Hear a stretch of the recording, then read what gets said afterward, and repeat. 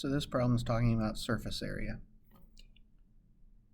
We have certain shapes, a cube, rectangular prism, so on, down to the right square pyramid. Okay. It's also a triangular pyramid, so the one here in the bottom right corner, the red one, is the same as what this problem's asking about. So one thing you could do is worry about memorizing all those equations. Not necessary. If we look at surface area, all surface area really is you just take the area of each flat side. So if we think about a triangular prism, which I have here in the picture with the white background, okay, we have this back side.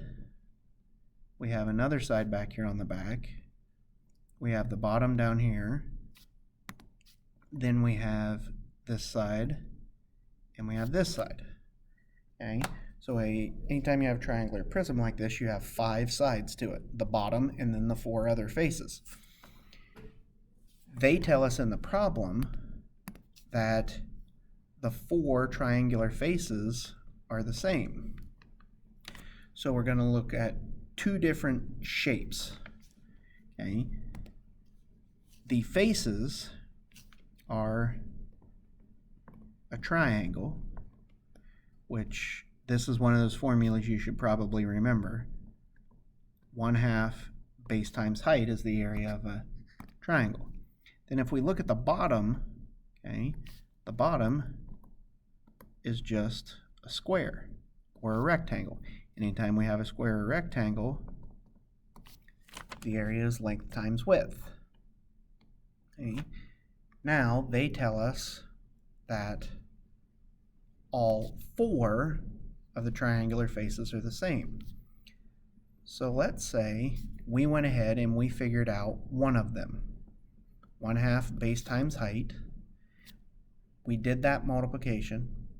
Okay, so we just took 1/2 times the base of the triangle, was 7. The height was 10. Who knows? We would multiply those together. Then, once we say we do the work and we figure out that the area is 18, well, we have 4 of those, like they tell us up in the problem. They have 4 triangular faces. We could just take that number and multiply it by 4. So we know we're going to take 4 times 1/2 base times height. Okay. Then for the square part, or the bottom part, okay, we know it is length times width. Okay. We only have one of those. Okay. So we know for our formula, we could do 4 sides of each triangle, 1/2 base times height, and add to that length times width. Now, this triangle you sent me doesn't quite match up with the answer choices here, so I'm not sure I'm working with what you should be working with. Okay? So, if you look at length times width, well, since it's a square, those would have to be the same. So if I know they're the same, I could just name them both L. So 4 1/2 base times height. If I look at my answer choices up here, and I'm looking for numbers, okay, remember in multiplication, okay, you can move numbers all around and it doesn't matter. Okay. So looking at these, I would have to guess the correct answer choice would be this top one, because I'm guessing,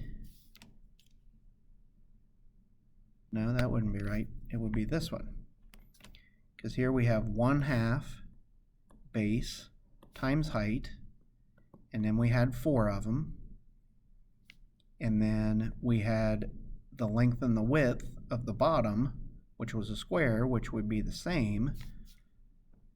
So this would kind of match up with length, it's a bad L, length times length. So we're just going to take the 4 triangles and model them together, 1/2 base times height times 4, and then multiply the side length of the bottom by itself.